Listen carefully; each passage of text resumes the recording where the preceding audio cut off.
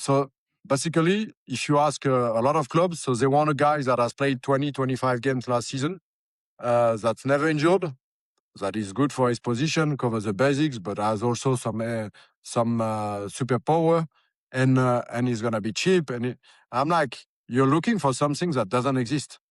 And the recruitment, the game is not to know what the guy has done before.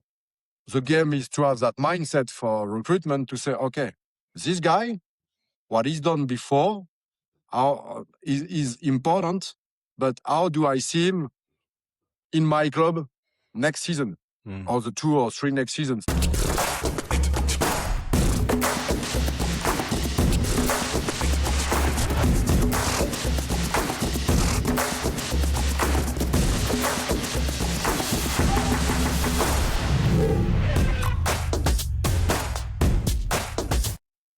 Hi, everybody, and welcome to another episode here on the Coach G Show. Today, we're going to be previewing the top 14 and talking all things happening in French rugby at the moment. And today, I'm joined by my good friend, Damien Dussaut. Damien, brother, how's it going? Oh, all good. Look, that's great weather at the moment in Toulouse. Lots of sun. Perfect conditions for rugby. And Yeah. perfect to watch in the stands, actually. Better than on your couch, but there's going to be some games at the stadium and some games you have to stay home.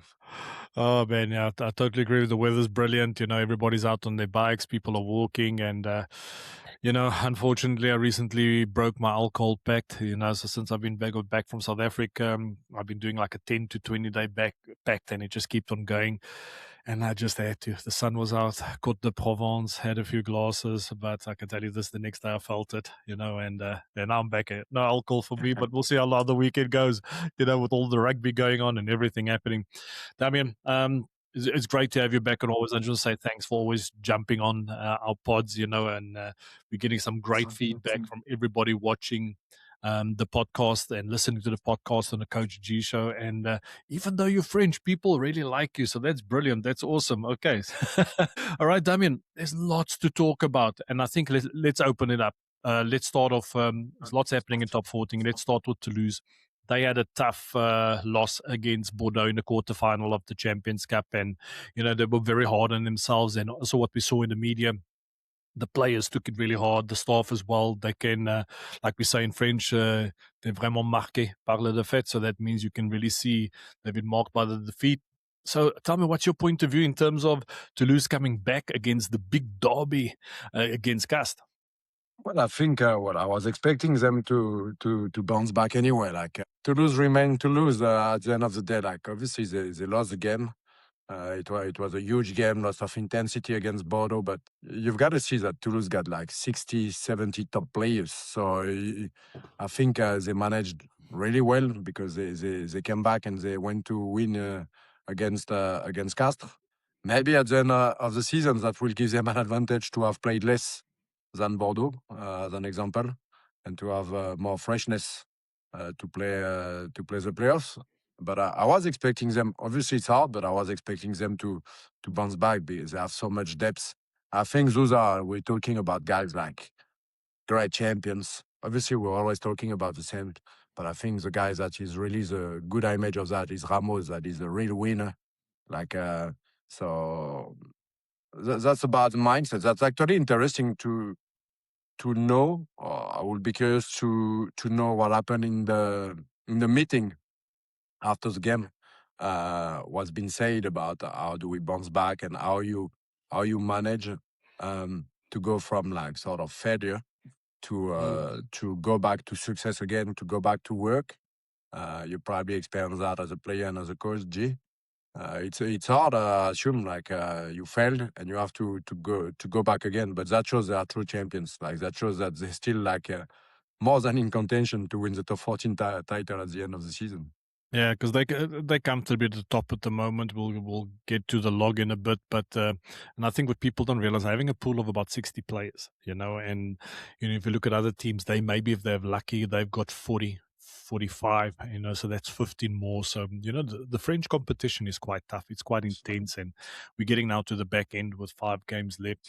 But there was, I think it was Clement Bertrand, he mentioned in the week, and it just revealed that the leaders that are honest and frank conversation, like they say in French, on se dit les choses. So that means the leaders were honest with each other. And that's a great thing because you got so many great players there in that group with Dupont and Demarc and, Ramos, all these guys, Jelonge, Jack Willis, it's like strong. It's crazy to think about it, and they had that honest chat, and we can see against Cast. And even though there were some changes were made, some players were rested that didn't play against Cast, but just the way they pitched up, and also seeing the youth of Toulouse coming through.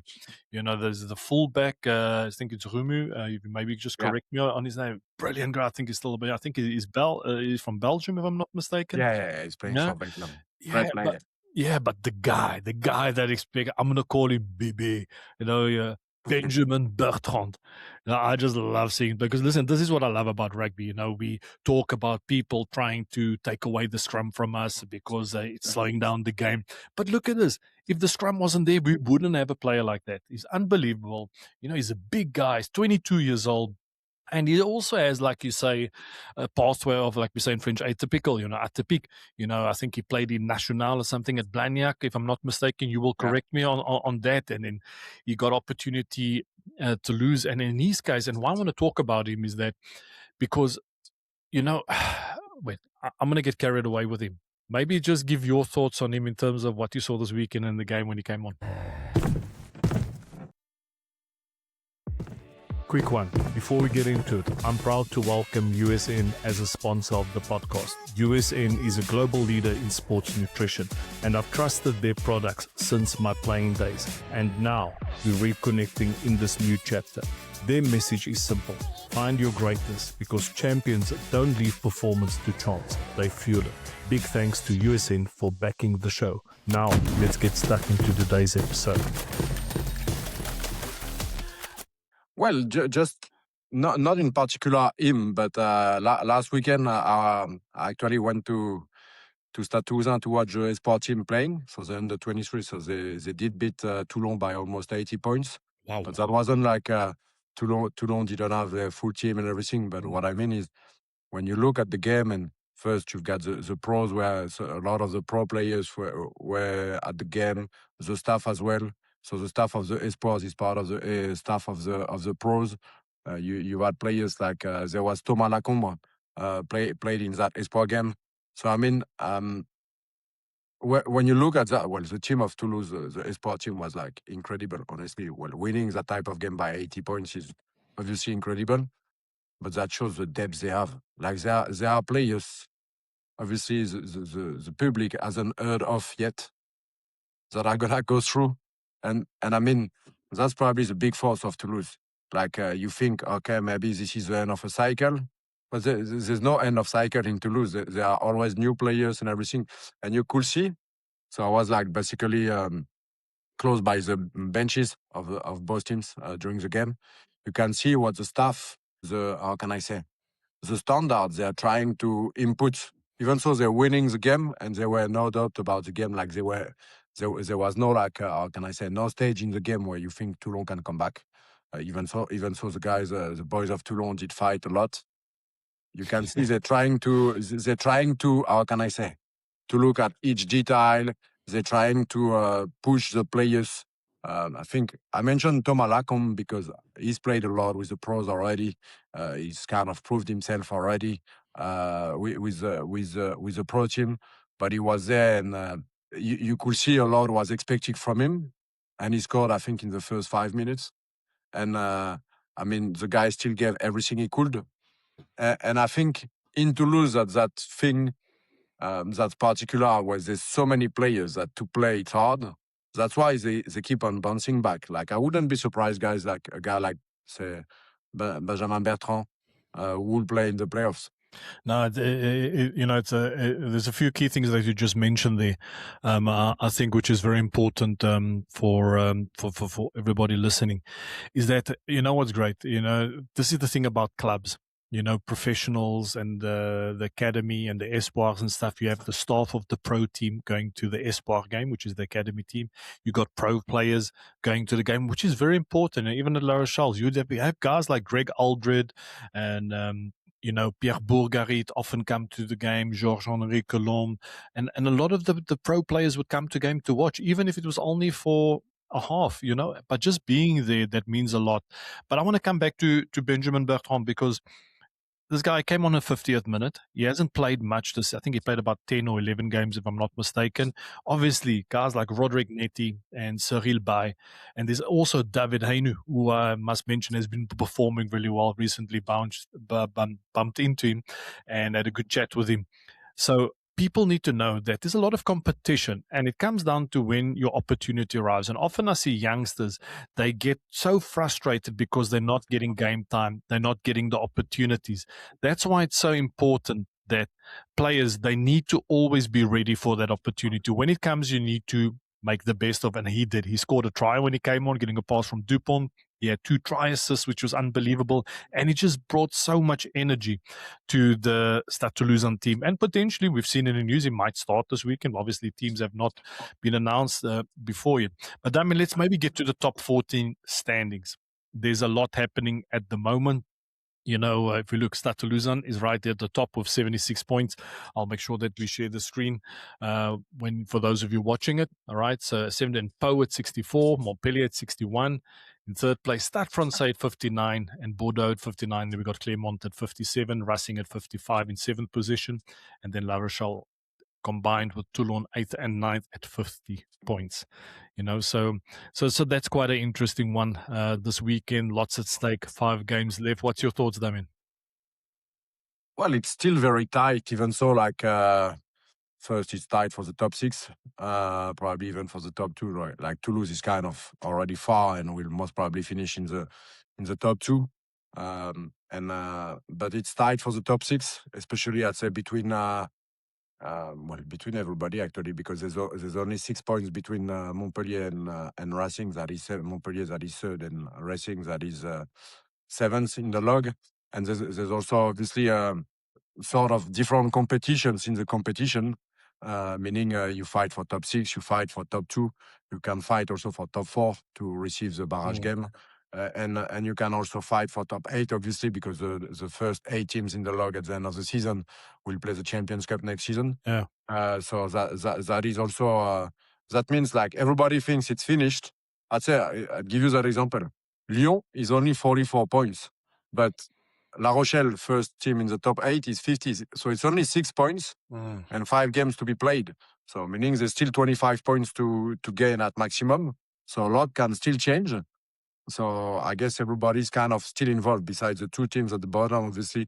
So Montauban's probably already last in the log and finished.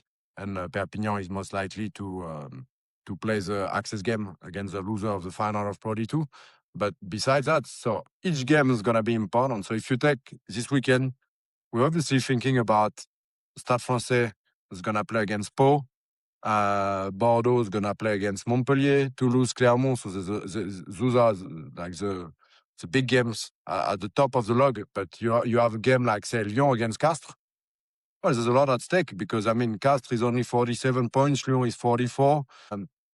The winner of that can get closer, not to say Castres can still get into the top 8 at the end of those games of this weekend.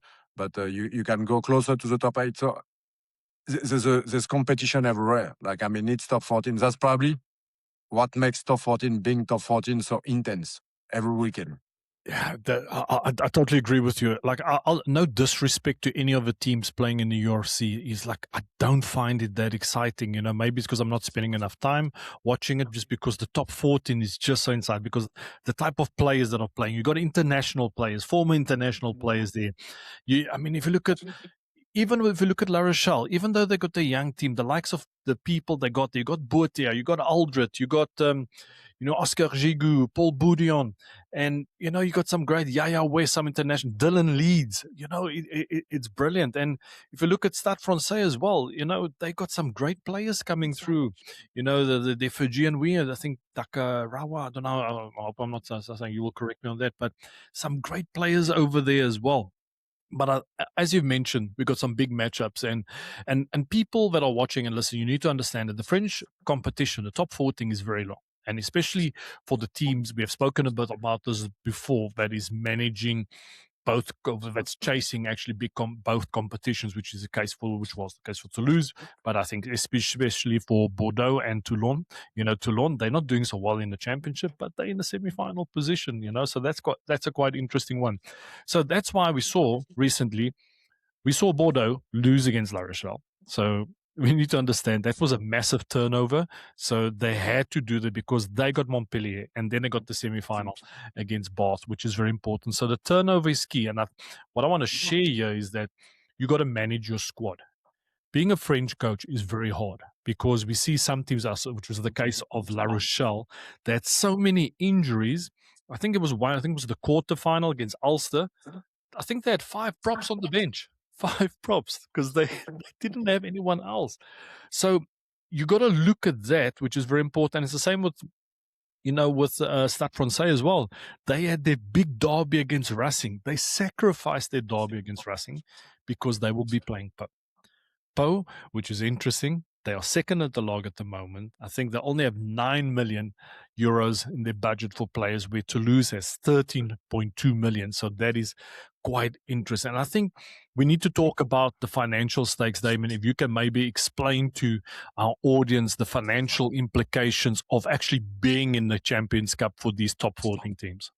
Well, obviously being in the Champions Cup, I don't know the exact amount, but you get some more money to play in the Champions Cup. Obviously, you receive also games that are way more exciting. So there's a bigger crowd at the stadium and stuff. No disrespect for the teams that play the Challenge Cup, but you always have more teams to go watch your Bath or Munster or Saracens than when you play a Black Lion or something like this. That's how the fans are.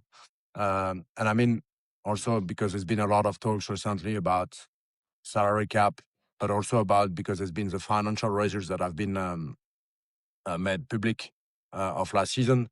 So obviously there's always a big difference, but I guess that's how each club play with their model. When you say, for example, yes, there's a difference of close to 4 million euros in the salary cap between what spent Toulouse and what spent Pau. Obviously, Toulouse got more international players and stuff, and probably a bigger depth also in terms of players. But Pau is another type of model. I mean, Pau's been doing really well.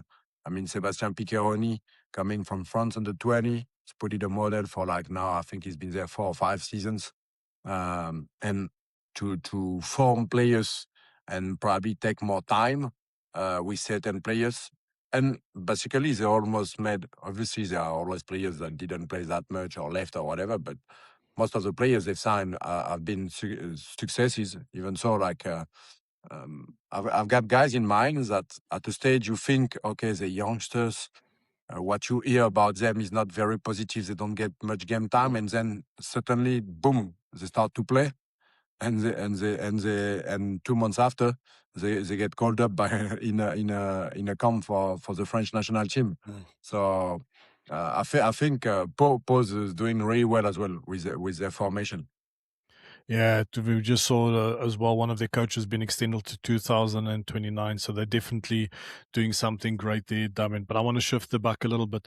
The rise of Stade Français. All right. The Paris.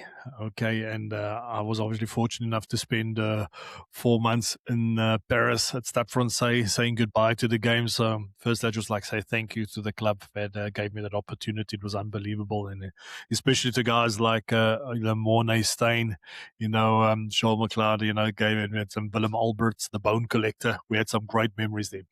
So Stade Français, they had a very tough season last year. I want to talk about this because, they lost 2 coaches. All right, last year. Okay. So, and they changed the staff, they got rid of them. Lots was happening over there as well.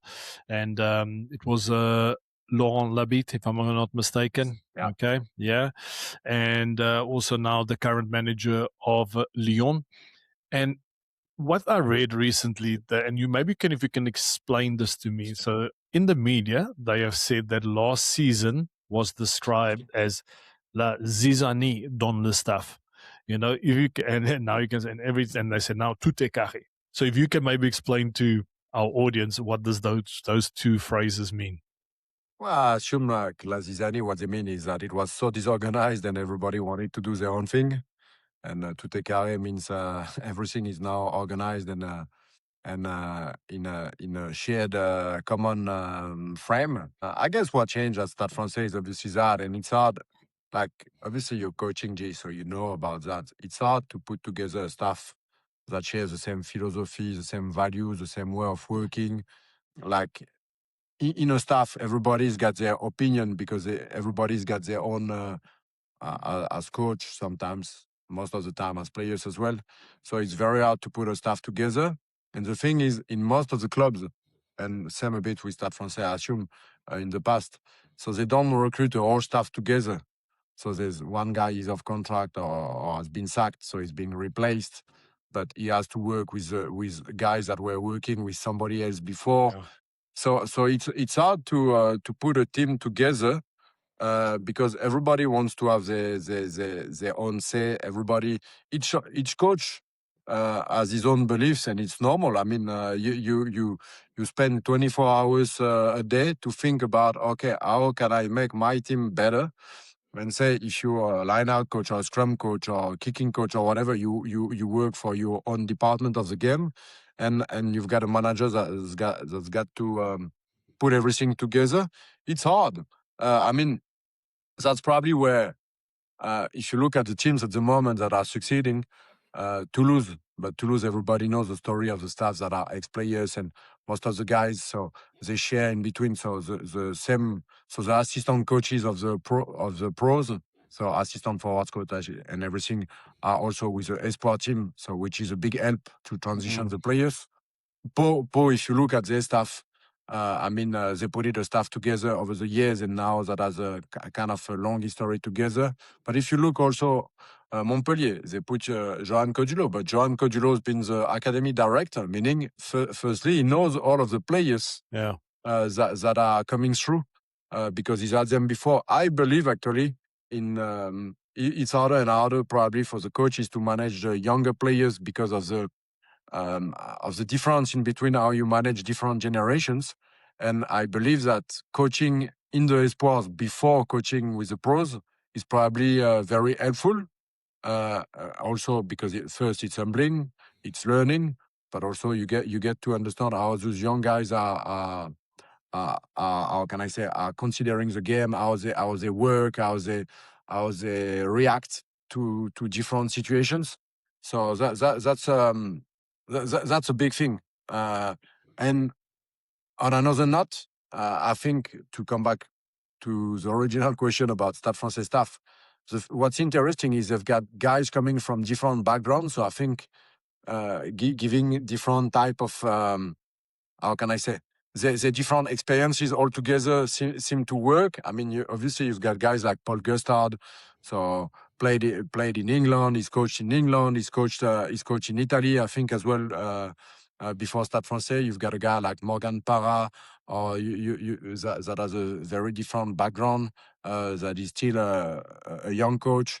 In the middle of that, you've got guys like Rory Cocotte, and you've got like Cobus Potgieter, that has a total different background. And I think the key is if you can make it all work together, that can also bring a lot. Sometimes also like there's a big trend of ex-player to coach the clubs they played for. But I mean, it works for Toulouse. It might not work for other teams. Yeah. Toulouse is one of a kind, and a lot of teams want to do it, but I'm not sure. I'm not sure it always works for every team. Yeah, I think what you mentioned there, I think that's always the tough thing, especially when we do see a lot in France where coaches get fired and they're like on these musical chair system, where they just keep on changing positions.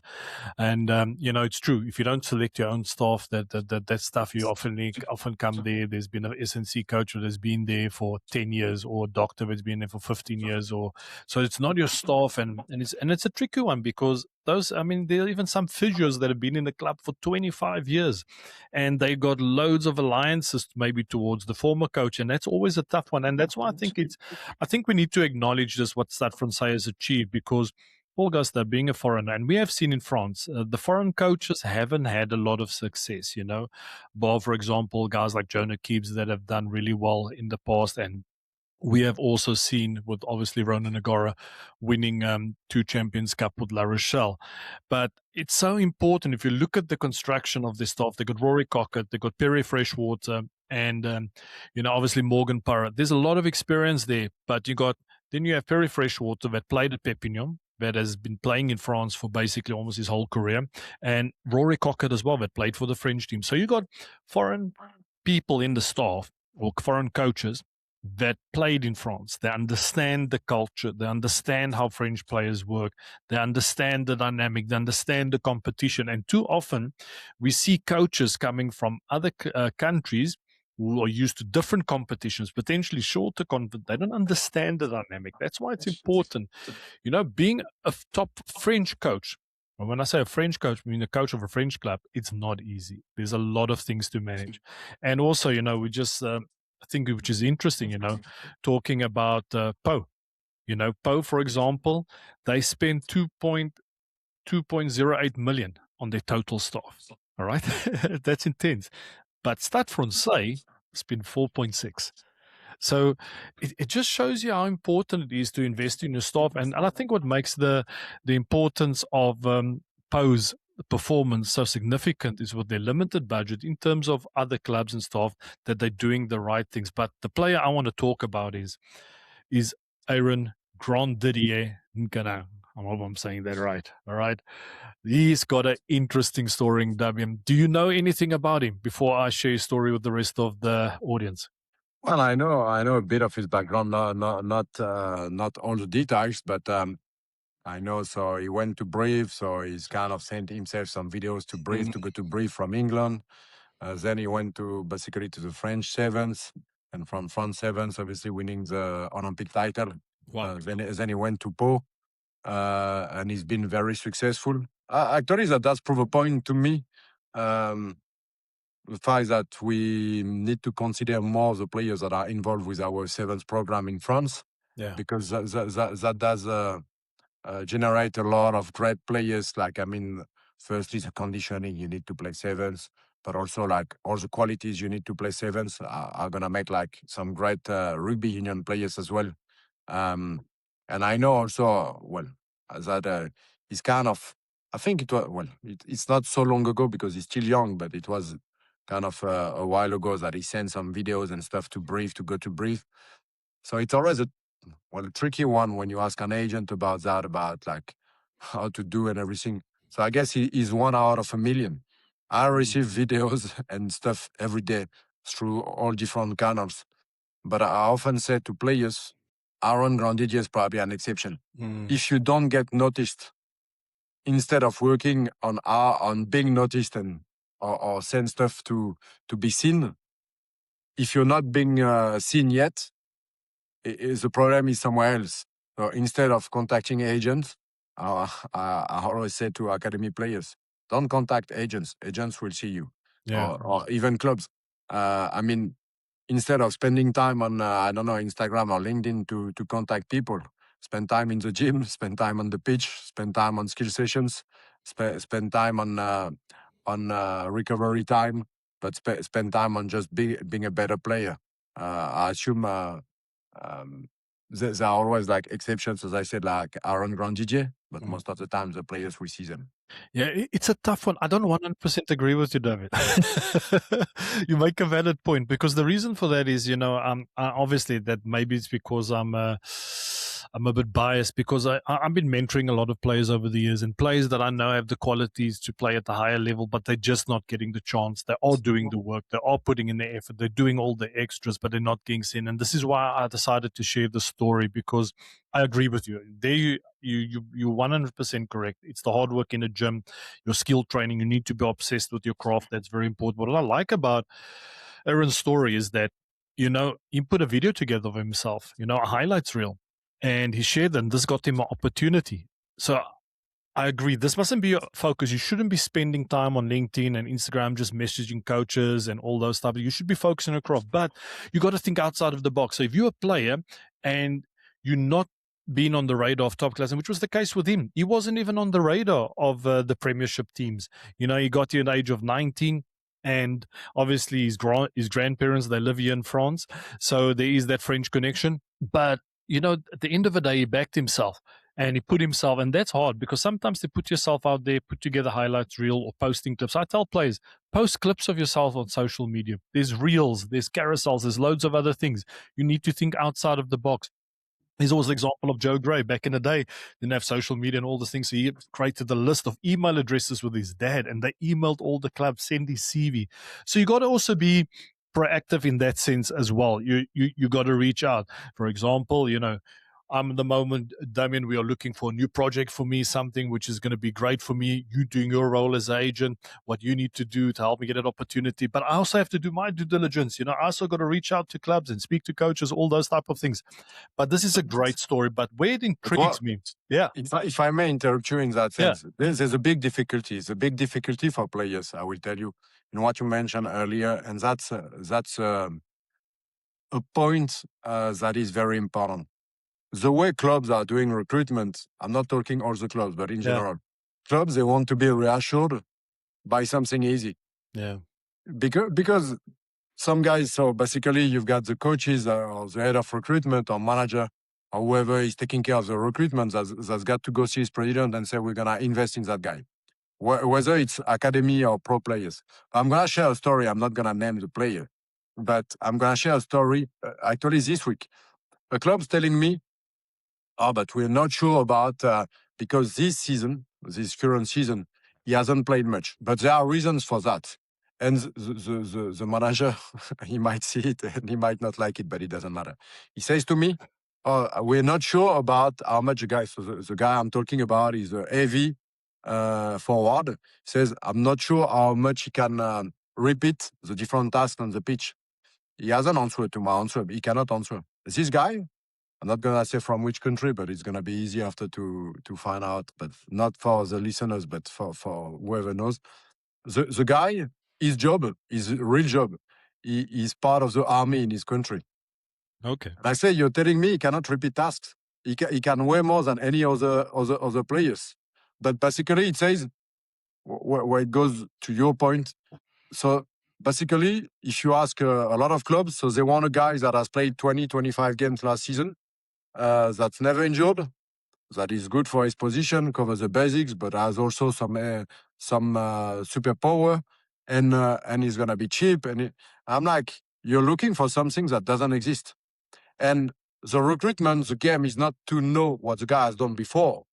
The game is to have that mindset for recruitment to say, okay, this guy, what he's done before, is important, but how do I see him in my club next season or the 2 or 3 next seasons? And the thing is, sometimes you're not a good fit at somewhere, but you're a very good fit in another team. Coming back to Aaron Grandidier, when he went to France Sevens, most of the guys that go to France Sevens, there's 50% more or less that they want to play sevens. There's 50% chances as well they don't play for the club. And the thing, you're like, the guy compete in the Olympics, play against some of the best players in the world, but he cannot play Pro D2. That doesn't make sense to me. Like, you've got also sometimes to realize, like, as I said, I went to the Espoir game last weekend. Lots of young players, they can already play for the pros. It just takes the coaches to have the courage to put them on the team sheet. I watched, there was Superbugs final, so which is like the university competition this week, a couple of days ago. you've got a lot of those guys have already played a bit with the pros, but a lot of them are on playing with the pros. And when you look at the level of the game, there are some great players. They might never play pro in their whole life because coaches are thinking, but it's just university. Yeah, but rugby game is a rugby game. I mean, you cannot expect everybody to have the same path to become professional, be at a top club, make all the your teams for the national team, and it's not the journey of everybody.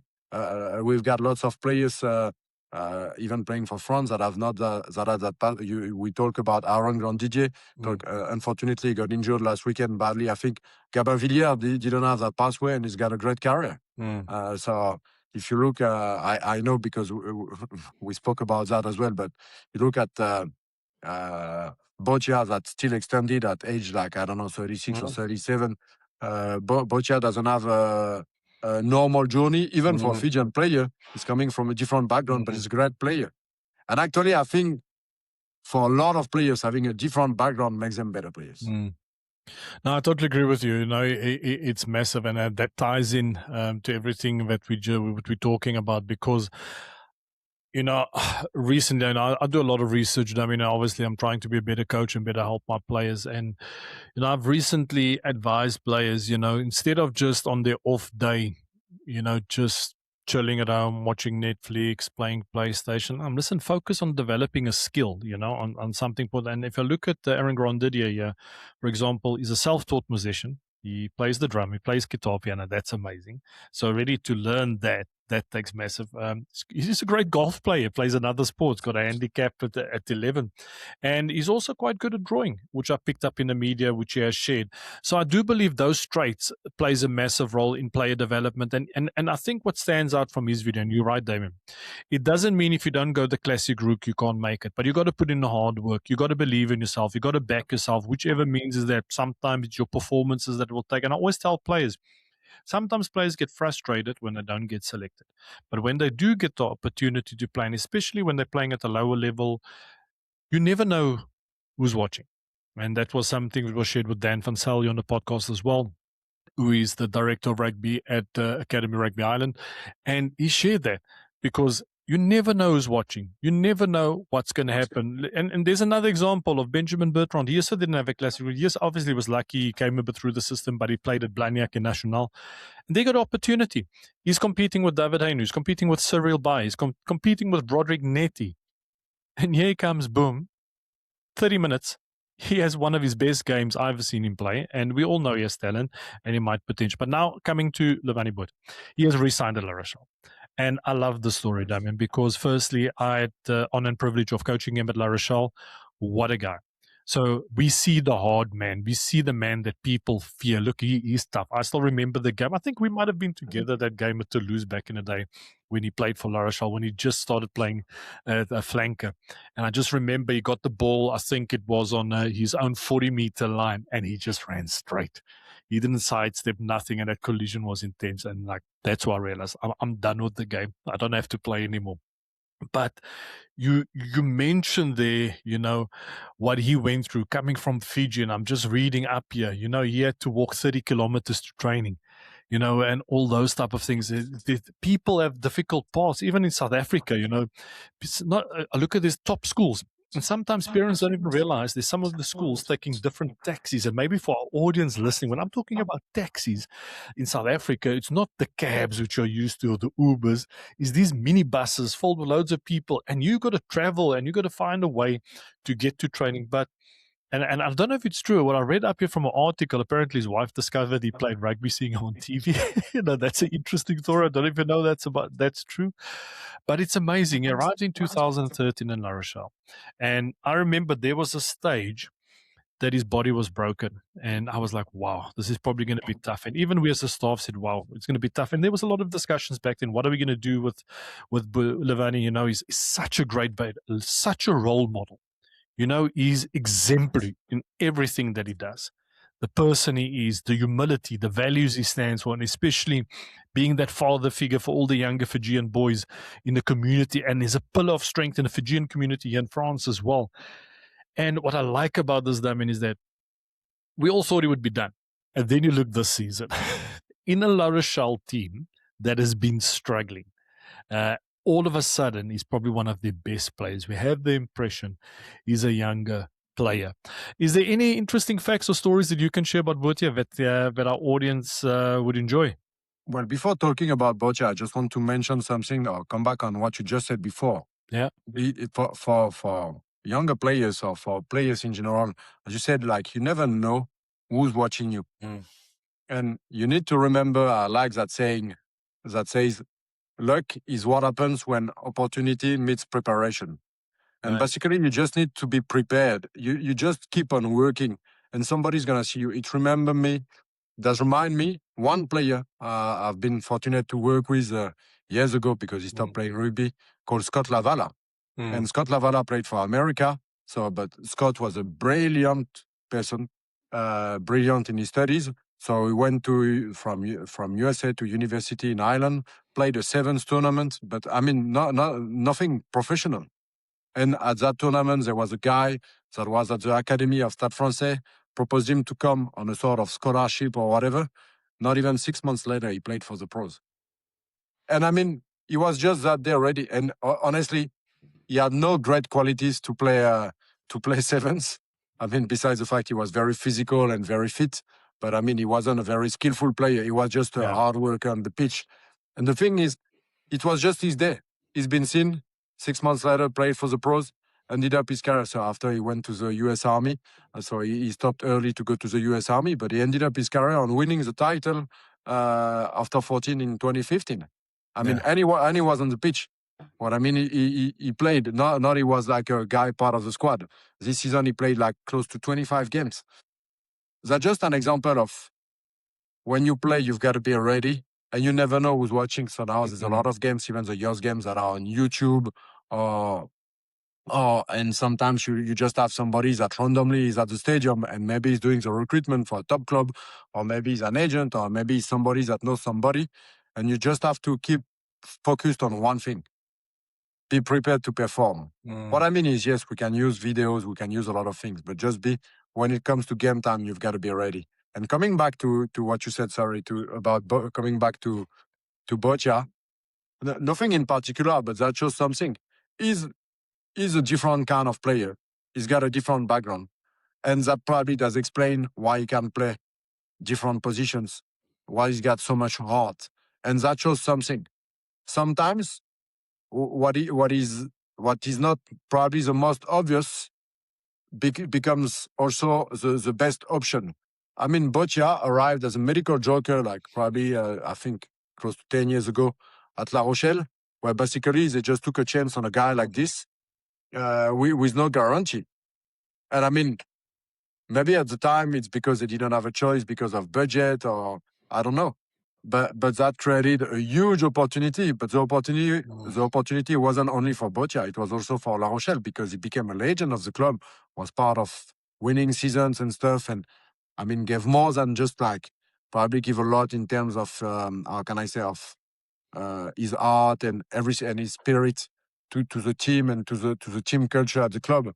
So what I want to say is sometimes kind of linking with what I said before. Sometimes it's not because the guy has a huge CV that he's gonna be the best fit in a club. Sometimes it's just like the right guy at the right time. As I said, it's again what I said about luck. No, it's brilliant. I'm really enjoying this conversation. I mean, it's a pity because you need to jet off. We need to have a hard stop at 10 a.m. So, but it's brilliant. I'm loving this. And I think maybe just to close off, maybe just to read some stats. And I've got one or two questions for you to close off the podcast episode.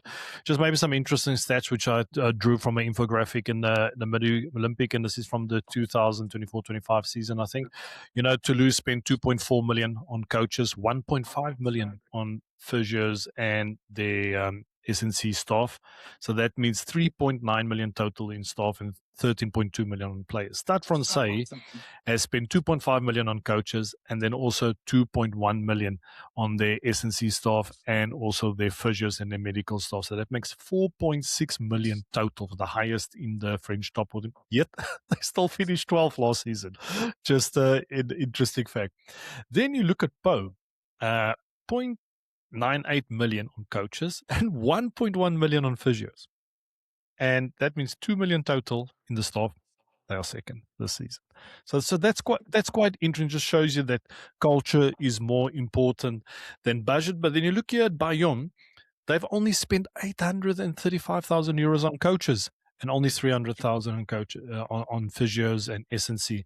But now, which is interesting, I mean, we see here that a performance director, which is your head of S&C, head of strength and conditioning, can earn today between 12,000 and 20,000 net per month. And we've also seen recently the importance of return to play S&C coaches. So this means the S&C coach was responsible for the return to play of injured players, which is very important because it's a very long competition. So with your experience working with clubs now, what do you say is probably the biggest demand amongst clubs now to help them push the needle performance-wise? What are they looking at? What type of profile? I know it's different with each club, but just being an agent in France and also in England, all over the world as well, in your experience, what is the biggest thing that clubs are looking for now at the moment? Well, I think what has changed in the past 15 years that I've been an agent, but more since the last 10 years, I'd say, and it's still evolving, is the top clubs understand that the staff is key. Mm-hmm. The staff is the people that are just going to put the foundation of your team. So if you look at the head of SNC, so I'll give an example. So I brought, it was back in 2016, Vincent Jacobi from Saracens to Castres. And at that time, clubs weren't used to an agent representing a head of SNC. Now it became kind of normal, but it was like kind of a first at the time. And I mean, if you look at that, 2 years later, Castres won the title. Most likely, I don't want to minor what other people did, the players and the rest of the staff, but because they changed their whole SNC program to something more precise, more professional. Vincent was coming from a different background. Now I'll take another example that is a hard one, that is probably what happened to the SNCs 10 years ago and on. It's now the video analyst. But the video analyst, some clubs still struggle a bit to understand how important they are. But they are key. I mean, if you've got a good video analyst that has a good understanding of the game, he's going to win a lot of time to the staff. He's going to be able to say, okay, you need look at that in the opposition. Maybe he's going to be able to look at certain stuff in particular. And what I mean is, for me, the staff is key. And understanding that you hear often from presidents that don't like to spend on the staff. Oh, it's like the French expression, it's like the Mexican army, like meeting too many people. But I'm like, for me, players are like a Ferrari. So, I mean, if you've got a Ferrari, you want to have got the best mechanics, the best guy to be the most precise possible. This is what the staff is doing. Nowadays, I think players are like Ferraris. So, I mean, you've got to have the best mechanics and the best environment to take care of your Ferrari. And your staff, I can't say is more important than the players, but your staff is most likely to stay longer anyway. And it's very important. He's the one that implements the vision, the one that implement all the work, the way you play, the way you train, the culture of the club. So we're talking also, like, sometimes people can be shocked about the fact that the managers, the coaches are well paid. But I mean, those guys also, some of the guys, and not coming back to what's been shared about what happened to Pierre Mignoni, but some of those guys, they come at the club at 6 and they leave at 8 in the evening. So, I mean, if you spend 14 hours a day, that's normal also, you get paid for that. Well, again, talking about SNC, but also talking about your physios. And I mean, everybody's important in the staff. The better guys you can have, the better it is. And after that's a market. I'm an agent, so it's gonna sound bad to say that, but the reality is, if you want the best, you've got to pay the best. That's look. That is so true. I think the way rugby. And I was just doing some research. I was listening to everything that you were saying. But if I take the Bulls, for example, we had Basil Karsis. Basil Karsis was our SNC coach, and he was one of the big reasons that we did so well. He pushed us. He's helped us to become more resilient, and even if you look at the All Blacks, in the period with Nick Gill, what he achieved, and I think he just went up now to an NFL team. What he brought to the ABs back in the day, and also like mental coach Gilbert Anoka. He's actually now been brought back into the AB staff, and if you look at it, and even after I'll give you honestly, I'm a really good friend with him. Is Philippe Gardon. He was the SNC coach of La Rochelle when we won the 2 Champions Cups. He the massive role. He was very precise in what he was doing. And I'll give an example of someone which helped me a lot back in the day in my career, especially at Toulouse, was Zeba Traoré. Zeba, he was a great guy, and he was responsible for the return to play. And if it wasn't for him, I wouldn't have been able to play in that final against Toulon and being able to win that medal with Stade Toulousain. So it is important, those type of guys, the impact they have in clubs, and you're so true. I think I definitely will advise you, and I think it was Stade Français as well. They brought in a mental coach this year as well. Yeah. They brought in a mental coach, and I think that's so important. We need to talk about, but we can go on and on. The importance of that, the mental performance of players. But Damien, I'm going to stop. It's 10 o'clock. I know need to go. I know we all know it's la vacances scolaires. So we all have duties as fathers. We've got to entertain our kids during this time. Damien, is there anything else that you would like to leave the audience before we sign off?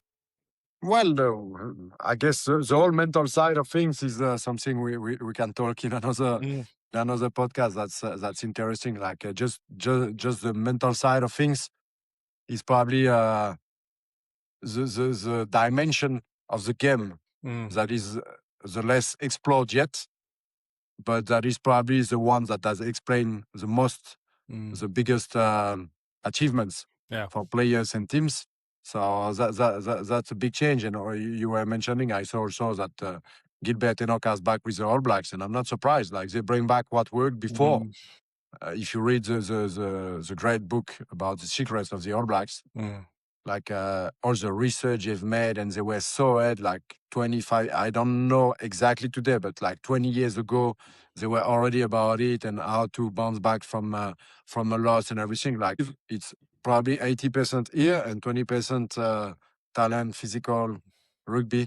But if your head works well, you're going to perform. No, thanks, Damien. Thanks for joining it. And, just before we sign off, I just want to make a special mention to my sponsor, USN, as well, sponsor of this podcast, for always fueling me as a coach and helping me to be consistent with this podcast. But guys, most importantly, just some great news. The Scrum Dominator Mindset Workshop, which I hosted in South Africa, the replay of that workshop is now live. It's a 4-hour workshop. And I'm super excited. It's now available in my school community. And you can check it out in the classroom, and you will see the replays there available for purchase. And what I would suggest, if you're not in my community on school, the Scrum Dominator community, just comment or DM the words community on my Instagram page, and you will get an automated message that will send you that link, or just check the link here in the post description. Damien, brother, it was great that you joined us, and we need to organize a good braai or barbecue, like you guys say in French, with some côte de boeuf, some rosé, some pâté, some foie gras, go back to the basics. We haven't done it a long time, but thanks for taking the time for joining me, and hope you have an unbelievable weekend. Sure, thanks a lot. Same to you, G. All right, ciao. Have a good day. Ciao. Bye.